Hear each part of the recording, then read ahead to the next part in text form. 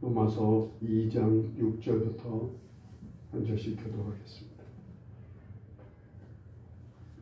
하나님께서 각 사람에게 그 행한 대로 보응하시되 참고 선을 행하여 영광과 존귀와 썩지 아니함을 구하는 자에게는 영생으로 하시고 오직 당을 지어 진리를 따르지 아니하고 불의를 따르는 자에게는 진노와 분노로 하시리라. 악을 행하는 각 사람의 영에는 학문과 공부가 있으리니 먼저는 유대인에게요 그리고 헬라인에게며 선을 행하는 각 사람에게는 영광과 존귀와 평강이 있으리니 먼저는 유대인에게요 그리고 헬라인에게라. 이는 하나님께서 외모로 사람을 취하지 아니하시니라. 아멘. 오늘 우리 11절 말씀을 보면 하나님께서는 사람을 외모로 취하지 않으신다고 말씀하십니다. 원문상의 의미로 보면 하나님은 사람을 외모로 취한다라는 말의 의미가 외모로 사람을 차별하지 않는다 라고 하는 의미도 있습니다. 하나님은 사람을 외모로 차별하고 외모로 사람을 받아들이지 않는다시는 거예요. 그런데 이 세상은 어때요? 세상은 아주 철저히 외모로 사람을 취하고 차별합니다. 특히 우리나라는요, 그 정도가 매우 심해서 외모로 차별받고 있다고 느낀다고 사람들이 각 나라 백성들한테 사람들한테 조사를 할 때마다 당신이 외모로 사람들한테서 차별을 받고 오늘 당신이 속한 나라가 외모로 아는 이 사람을 외모로 보고 있다고 느끼십니까? 라고 물었어요. 근데 이 질문에 대답한 사람들의 1위가 세계에서 비교도 할 수 없는 1위가 우리나라입니다. 우리나라 사람들이 사람을 외모로 사람들을 취급한다고 하는 것을 가장 많이 느낀다는 거예요. 예전에 IMF 시기에 태어난 젊은이들에게 가장 선호하는 이 자기의 대상, 가장 선호하는 배우자가 어떤 사람이었는지 아세요? 가장 선호하는 배우자가 어떤 사람이었을까요? 부모 재산이 많은 사람이에요. 놀랍죠? IMF 시기에 태어난 젊은이들이 지금은 몇 살쯤 됐을 거예요? 지금 40대? 30대 됐나요? 아니죠. 1930대가 넘었을 거예요. 30대 됐죠? 그렇죠? 30대 거의. 그때 어린 시절을 보내고 다른 사람들이 그랬다는 거예요. 근데 요즘 젊은 세대들 Z세대라고 그러잖아요. Z세대는 그 배우자의 1위가 뭘까요? 배우자가. 요즘 젊은 세대들은 옛날로 다시 돌아갔습니다. 좋은 성격이 1위예요. 근데 이 Z세대들이 생각하는 좋은 성격이라는 게 뭐냐면 재미있게 삶을 살 수 있는 사람이 재미있게 사는 사람을 가장 1순위로 뽑았다는 거예요. 삶을 재미있게 살려면 그런데 여러분 이 젊은 아이들이 삶을 재미있게 산다는 게 무슨 의미예요? 삶을 재미있게 살려면 그만한 사회적인 지위와 재산이 따라야 돼요. 그래서 이들이 상대방을 찾을 때 상대방이 주 5일째 근무하는 회사를 다니는지 주 6일째 근무를 하는 회사를 다니는지 휴일도 없이 회사를 다니는지 그것을 알아본다는 거예요. 이들이 제일 선호하는 사람이 누구겠어요? 주 5일째 근무하는 사람, 조금 더 나아가면 주 4일 근무하는 사람을 가장 선호한대요. 왜? 남은 시간에 여유 있게 놀려고 말해요. 요즘 젊은이들은 그래요. 어쨌든 실력이든 성격이든 재산이든 학벌이든 멋있는 외모든 다 외모를 보는 거예요. 이 적당한 외모가 갖춰지지 않으면 오늘 우리 사회에서 차별을 당하고 무시를 당하게 됩니다. 그래서 젊은 세대 중에 많은 사람이 결혼을 피하는 이유가 바로 여기에 있다고 그래요. 이런 세상에 자식을 낳아서 내보내기가 싫은 거예요. 이런 세상에서 결혼을 해서 서로 상대방에 의해 가족에 의해서 뭔가 외모로 따지고 평가를 받는 것도 싫은 거예요. 그래서 결혼을 많이 피한다고 그래요. 이런 세상에서 자식을 낳은 부모는 이런 외모지상주의의 세상에서 그래도 적당히라도 대접받고 무시받지 않고 살아가게 하려고 아이들을 자기 형편을 따라 어디에 보내요? 아이들을 어려서부터요? 학원을 보냅니다. 그 중에서도 학습 교육을 하는 학원에 보내는 경향이 지금 많습니다. 그래서 발달한 곳이 학습 학원이에요. 부모로서 자식을 위해 할 수 있는 최상의 의무라고 생각합니다. 그렇게 해야 될 실은요. 오늘 우리나라에서는 충분한 재산을 물려주지 못하니까 외모로 사람을 취하는 이 세상에서 그래도 인간 대접을 받고 살기를 바라서 부모는 최선을 다해 자식을 학원이라도 보내서 공부를 하게 하려고 하는 거예요.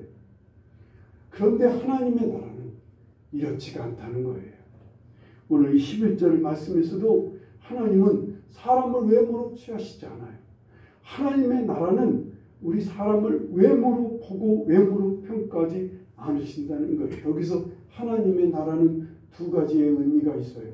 앞으로 다가올 하나님, 앞으로 다가올 사단 마귀가 완전 불못에 떨어지고 주님과 함께 영원히 사는 그 영원한 하나님 나라가 하나님 나라의 첫 번째 의미라면, 두 번째 의미는 지금 현재 하나님의 다스림과 하나님의 통치 속에서 살아가는 그 나라, 그 하나님의 다스림을 누리는 나라가 이게 요즘 현재 누리는 하나님 나라인 거예요. 이 두 가지 개념의 하나님 나라에서는 어쨌든 앞으로 다가올 하나님 나라든 지금 현재의 하나님 나라든 하나님은 외모로 사람을 취하지 않으신다는 거예요. 오늘 6절 말씀을 보면 각 사람이 행한 대로 보응하신다는 거예요. 잘났든 못났든 성격이 좋든 나쁘든 세상 사람이 원하는 그 무엇도 보지 않으셔요. 예수 믿으면 그냥 구원받고 하나님의 자녀로 받아주시는 거예요. 그리고는 오직 각 사람이 행한 대로 갚아주신다는 거예요. 7절 말씀을 보세요. 7절 보면 참고 선을 행한 사람에게는 영생으로 하나님 갚으신다는 거예요. 8절에 보면요. 불의를 따르는 자에게는 하나님께서 진노와 분노를 하시면서 그 불의를 따르는 자, 악을 행하는 각 사람에게는 환난과 공고가 있게 하신다는 거예요. 여러분, 이 공고라는 말은 마음에 무슨 이렇게 막 압박을 당하는 거예요. 아주 강하게 막 압박을 당하는 그런 단어의 뜻이 공고라는 뜻인 거예요. 앞에 있는 환난은 많은 어려움과 고난과 고통스러운 일이라면 뒷부분의 인고는 곤고라는 말은 심적인 고통을 당하게 하신다는 거예요. 반대로 선을 행한 사람에게는 영생으로 갚아주시는데 그 영생이라는 게 영원한 삶이 하나님과 연결되어져서 사는 삶을 영생이라고 하는 거예요. 그 영생으로 갚아주시는데 그 영생의 삶이 어떤 삶인 거예요? 영광과 존귀와 평강이 있는 삶을 살게 하신다고 말씀합니다. 하나님께서는요, 우리를 지극히 사랑하셔요. 그런데 우린 하나님의 나라의 법을 잘 몰라요. 우린 그 법을 따라 선행을 하며 살 수 있는 사람도 되지 못해요. 그래서 하나님께서 우리에게 성령을 보내셨습니다. 성령께서는 교회라는 학원을 만드시는 거예요. 그냥 예를 든다는 말이에요. 아까 학원 얘기를 해서 계속 학원 얘기로 가는 거예요. 하나님은 이 세상 사람들이 학원을 만들어서 아이들에게 교육을 특별 학습을 받게 하는 것처럼 성령께서도 오늘 이 땅에 교회라는 학원을 만드셔서 그 교회 안에 사람들을 이끄시는 거예요.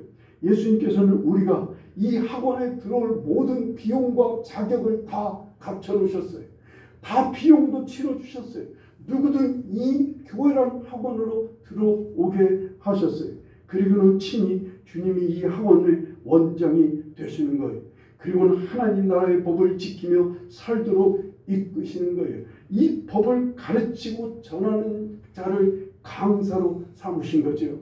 학원 강사인 것처럼 이 교회라고 하는 학원의 강사는 누구겠어요?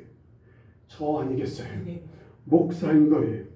바로 이 목사는 하나님 나라의 법을 가르치기 위해 하나님이 세우신 강사인 거예요. 하나님 나라의 법을 알기 쉽게 잘 파악하고 알고 가르치도록 하나님께서 세우신 학원 강사인 거예요. 이 원장 되신 예수님을 잘 따르도록, 그 원장 되신 주님을 잘 따르도록 강사는 그 예수님을 잘 따르는 법을 가르쳐 주는 거예요. 그 나라의 법을 잘 설명해 주기 위해 세움받은 사람인 거예요. 성령께서는 더 자상하신 분이에요.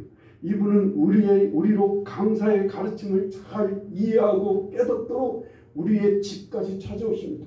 우리와 함께 숙식을 같이 하시면서 우리를 깨우쳐 주시는 과외 선생님이셔요. 아주 자상하고 친절하고 정말로 사랑이 많으신 과외 선생님이셔요. 아예 우리와 함께 먹고 마시고 자며 우리가 늘 떠나지 않고 우리에게 하나님 강사가 가르쳐준 그 하나님의 법을 잘 이해할 수 있게 하시는 역할을 하시는 거예요. 저는 이 강사로서 오늘 여러분에게 하나님 나라의 아주 중요한 법을 여러분에게 설명하고자 하는 거예요. 오늘 본문 말씀을 통해서 주시는 하나님 나라의 법을 여러분에게 잘 설명하려고 해요. 먼저 하나님께서는요, 오늘 외모로 사람을 보지 않으시고 차별하지 않으시고 외모로 사람을 판단하거나 평가하지 않는다는 게 오늘 말씀에서 주시는 하나님 나라의 법이에요. 오늘 우리가 살아 숨쉬는 오늘 이 세상은요, 이 세상이 바로 하나님 나라이기도 해요. 그렇지만 오늘 이 세상이라고 하는 하나님 나라, 성도들이 들어가서 사는 이 하나님 나라에도 심판이 있어요. 앞으로 다가올 영원한 하나님 나라에서도 심판이 있어요. 이걸 여러분 명심하고 또 명심해야 됩니다. 여러분, 우리가 성도로서 이 땅을 살지만 우리는 계속 이 하나님 나라의 백성으로서 심판을 받고 살아요. 그리고 앞으로도 영원한 나라에 들어갈 때 여러분 분명히 심판을 받게 될 거예요. 이걸 명심해야 돼요. 하나님 나라의 법을 따르지 않으면 땅을 치고 후회하는 것을 넘어서 바깥 어두운 데로 내쫓겨서 슬피 울며 이를 갈게 된다고 주님은 거듭거듭 우리에게 말씀하셔요. 고린도후서 5장 10절에 이는 우리가 다 반드시 그리스도의 심판대 앞에 나타나게 되어 각각 선악간에 그 몸으로 행한 것을 따라 받으려 함이라. 우리가 마지막 때, 오늘 우리 이때 우리는 늘 이 심판대 앞에 서게 될 거예요. 히브리서 9장 27절에 한 번 죽는 것은 사람에게 정해진 것이요 그 후에는 심판이 있으리니 말씀합니다. 하나님의 심판의 기준이 뭐라는 거예요? 바로 행한 대로 보응하신다는 거예요. 악행을 했느냐 선행을 했느냐에 따라 하나님은 그대로 갚아주시고 그대로 심판하신다는 거예요. 여기서 혼동하지 않아야 될 말씀이 있어요. 요한복음 5장 24절 말씀을 혼돈하지 마셔야 돼요. 요한복음 5장 24절에 내가 진실로 진실로 너희에게 이르노니 내 말을 듣고 또 나 보내신 이를 믿는 자는 영생을 얻었고 심판에 이르지 아니하나니 사망에서 생명으로 옮겼느니라.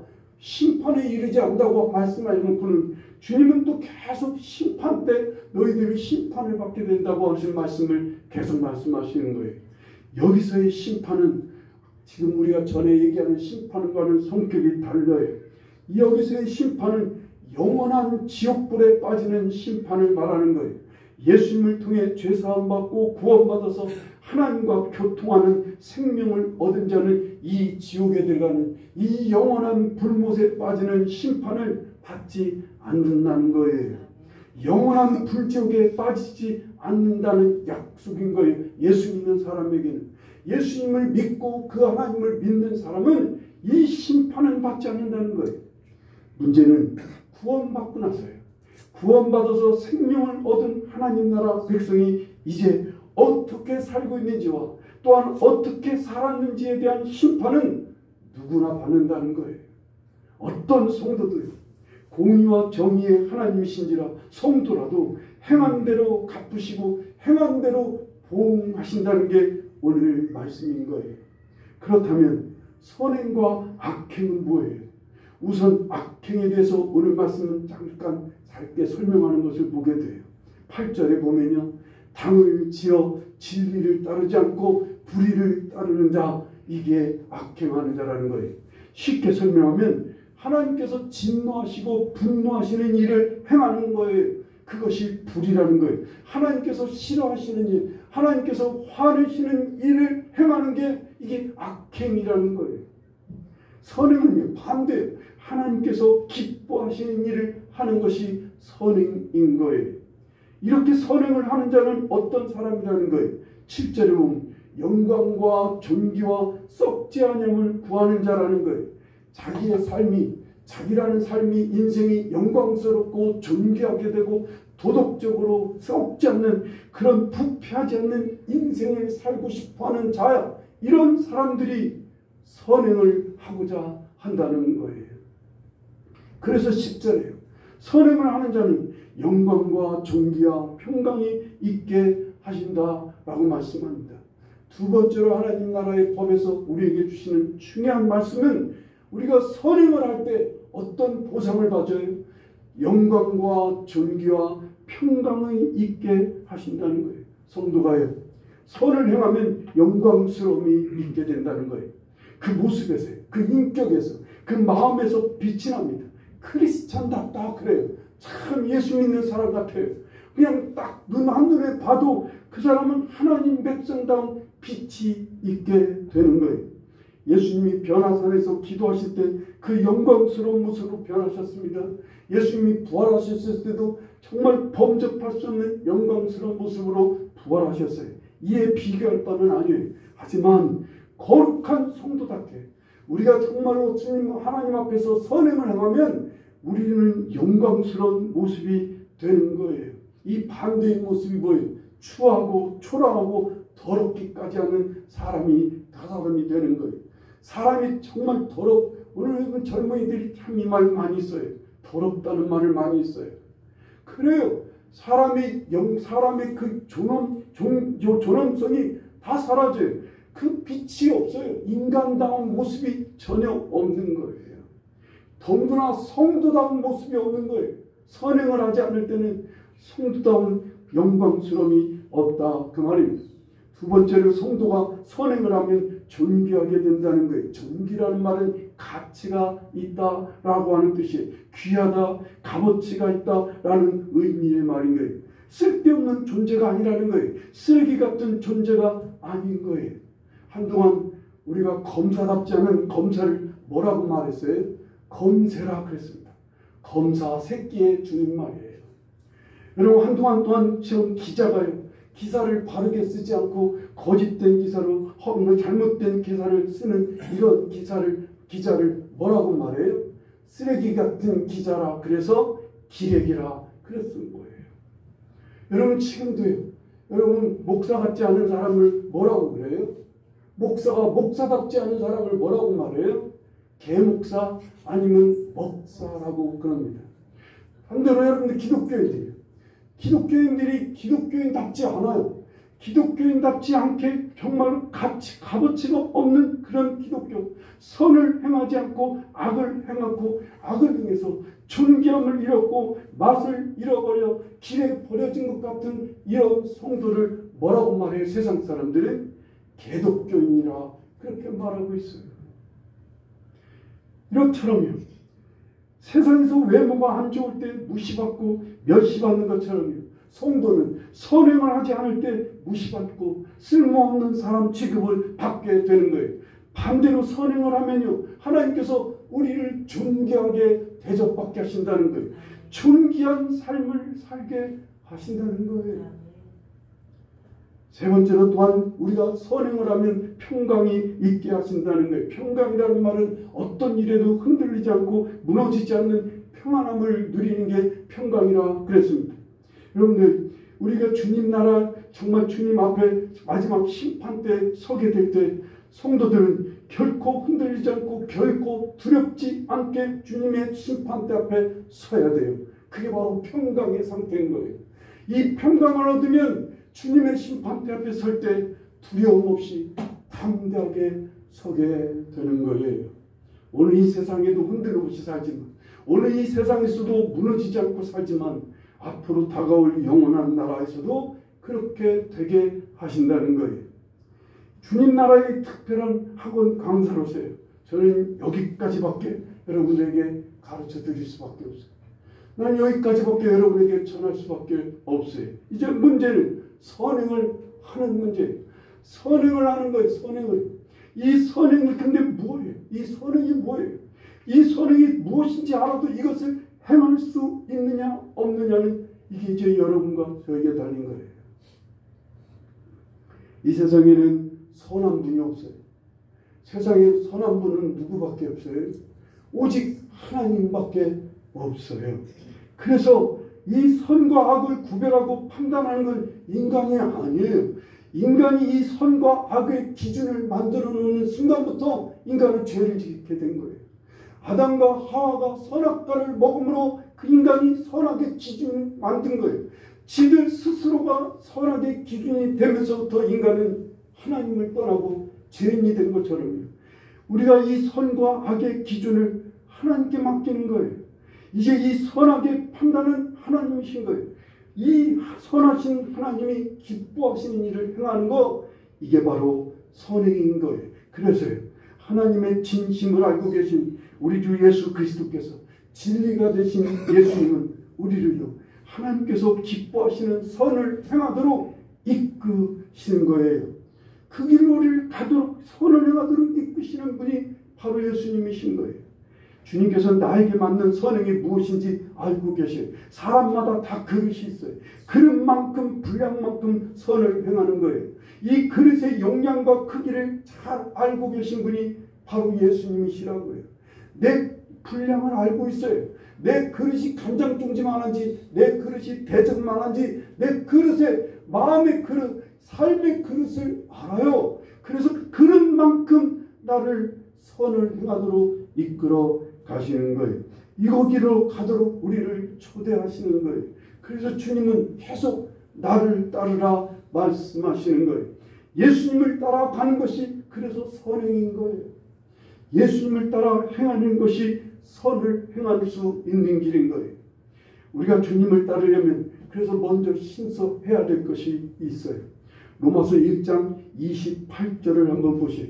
또한 그들이 마음에 하나님 두기를 싫어하며 하나님께서 그들을 그 상실한 마음대로 내버려 두사 합당하지 못한 일을 하게 하셨다는 거예요.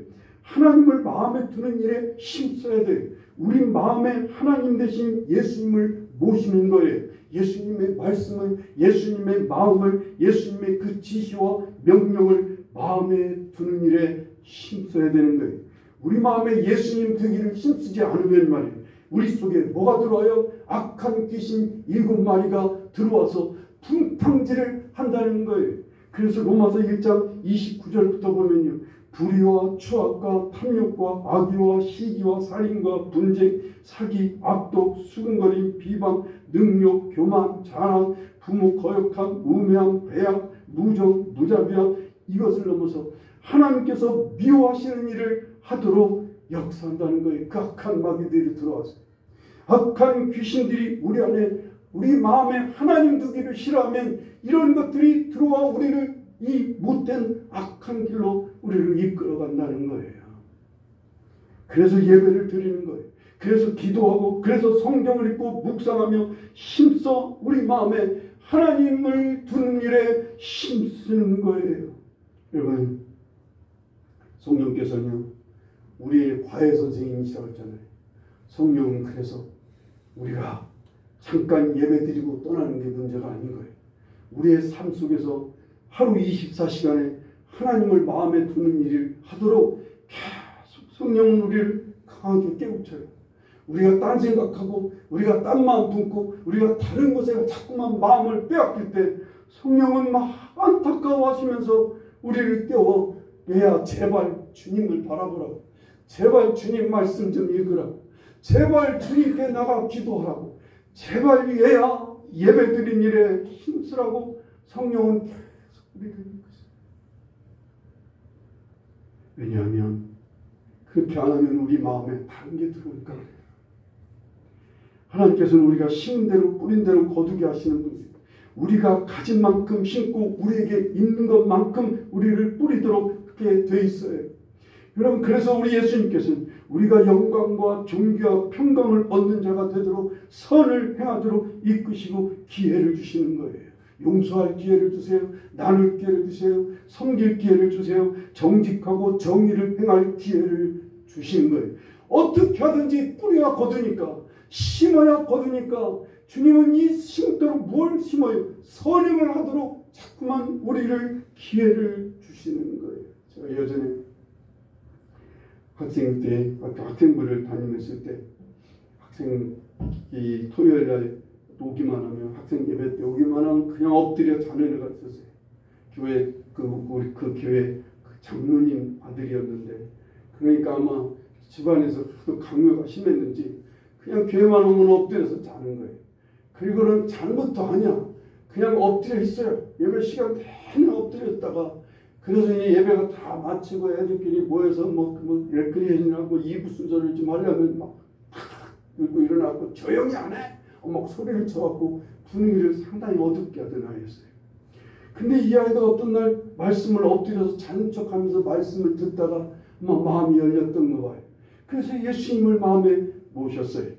그리고 나서 한 행동이 뭐냐면, 어느 날서부터 토요 학생 예배에 와도 참 일찍 와갖고 복음성가집 있잖아요. 우리 아이들이 찬양을 부를 때 항상 복음성가집으로 찬양을 부르는데, 복음성가집을 하나씩 이렇게 놓는 거예요. 그리고는 엎드려 또 있어요. 하나씩 와서 복음성가집을 놓기 시작하면서부터 조금씩 뭔가 자기가 행할 일들을 찾아 행하는 거예요. 결국 그 아이가 고3 졸업할 때 그 후배들한테 참 빛나는 선배로 졸업을 하게 됐어요. 애들이 참 좋아해요. 정말 좋아하는 아이로 졸업하게 된 거예요. 제가 알고 있는 어떤 성도님 한 분은요, 정말 이 교회를 그냥 이름만 걸고 다니는 집사예요. 그냥 세상 속된 말로 잡사예요. 할 일 다 하고 술 먹고 아주 고주망태화돼서 집에 들어오고 이런 일이 잦아요. 하도 술을 많이 먹다가 어느 날 사고 쳐갖고 구치소에 갇혔어요. 그래서 구치소에 갇혀갖고 부목사에 제가 또 신방을 또 가지 않았겠습니까? 덕분에 제가 구치소라는 곳을 몇 번 가봤어요. 그래서 신방을 가보고, 그랬더니 이분이 이 구치소라는 감옥에서 뭔가 굳은 결심을 한 것 같아요. 주님을 향해 주님을 마음에 모신 거예요. 주님을 마음에 모시고 나서 가졌던 생각이 뭐냐면, 이 사람이 노래를 잘해요. 술 먹고 아주 세상 가요를 잘하는 사람인데, 내가 이 노래를 잘하는 기술을, 이 재주를 하나님께 찬양하는 데 써야 되겠다. 그래서 금요 기도의 찬양 인도를 하고 싶다고 조용히 알려온 거예요. 그래서 교회가 또 회의를 했어요. 아니, 술만 먹고 이런 사람을, 이름만 하는 사람을 어떻게 갑자기 금요 기도의 찬양 인도자로 세울 수 있는가 회의를 한 끝에 기회를 한번 주자고. 그래서 기회를 줘서 찬양 인도를 하게 됐던 거예요. 그것이 시작이 돼서 이 사람이 조금씩 주님 앞에 돌아오고, 주님의 일에, 하나님을 전하는 일에 아주 무섭게 막 빨아들어가는 거예요. 그래요. 다시 처음 얘기로 돌아와 생각해 보는 거예요. 그리고 학원 얘기를 제가 처음 했어요. 오늘날 외모로 사람을 취하는 세상에서 부모들은요, 자식을 어떻게 해도 세상에서 보통의 사람이라도 대접받고 존귀하게 여김받게 하려고 학원이라도 보내며 애를 씁니다. 우리 예수님은 우리를 하나님 나라에서 영광스럽고 존귀하고 평강을 얻는 성도가 되게 하시려고요, 이 교회란 학원에 여러분을 불러 모시는 거예요. 그리고는 여기서 하나님의 나라의 법을 배우게 하시는 거예요. 이 하나님 나라의 법을 배우고 서로 격려하고 위로하며 함께 다가 주님을 쫓아 행하는, 선을 행하는 자가 되게 이끌어 가시는 것을 믿으시기 바랍니다. 이러려고 주님은요, 우리에게 계속 선을 행할 수 있는 기회를 여러분에게 주실 거예요. 어떻게든지 선을 행하도록 주께서 여러분을 감동하실 거예요. 여러분 믿음의 분량만큼이, 여러분의 그릇만큼 하신다, 그 말입니다. 돈 내고 벌벌 떠는 사람한테 돈 10,000원 내라고 하면 해봐야 소용도 없어요. 그냥 100원만큼 하나님 일을 하게 하시는 거예요. 예수 그리스도 앞에 옥합을 깨어서 예수님 발에 부은 그 여인을 세상 눈으로 볼 때는 정말 어리석고 미련한 일이었어요.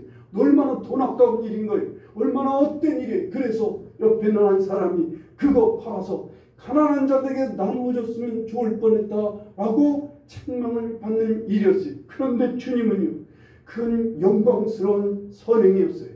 그는 존경을 받게 하는 선행이었단 말이에요. 주님은 우리를 그렇게 이끌어 가시는 거예요. 뭔가 선을 행하도록, 하나님이 기뻐하시는 일을 행하도록 우리에게 기회를 주실 거예요.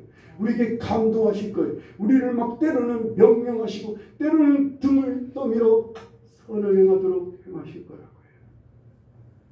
여기에 여러분과 제가 정말 마음을 힘써 하나님을 마음에 두고 그 주님의 부르심을 따라 선을 행하는 일에 힘쓸 수 있기를 간절히 바랍니다. 행한 대로 갚아주세요. 행한 대로 심판받습니다. 여러분, 행한 대로 하나님께서 갚아주시는데 이 땅에서 영광과 존귀와 평강의 사람으로 서게 하실 것을 믿으시기 바랍니다. 이 기회를 놓치지 않게 귀를 열어놓으셔야 돼요. 마음을 열어놓으셔야 돼요. 마음에 하나님을 두시는 일에 힘써야 돼요. 하나님 두는 일은 어떻게 한다고요? 첫째는 예배에 힘쓰는 거예요. 기도하는 일에, 말씀을 읽는 일에 힘쓰면요, 여기에 주님께서 여러분에게 기회를 주실 거예요. 작은 기회에서부터 아주 큰 기회, 아주 놀라운 기회를 여러분에게 주시기 위해 여러분을 막 초청하실 거예요. 이걸 주님의 부르심, 콜이라고 그래요. 소명이라고 그래요. 여러분을 소명하실 겁니다. 여러분이 부르실 때마다 충성스럽게 잘 임해서 하나님 앞에 많은 보응을 받는, 아주 좋은 것으로 보응을 받는 여러분과 제가 되기를 간절히 축원합니다. 기도하시겠습니다.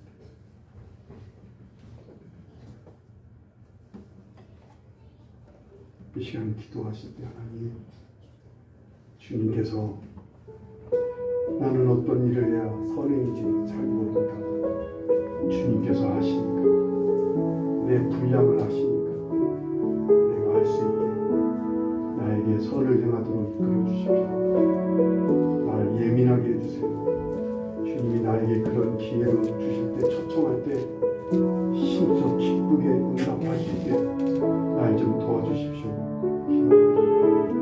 기도하겠습니다.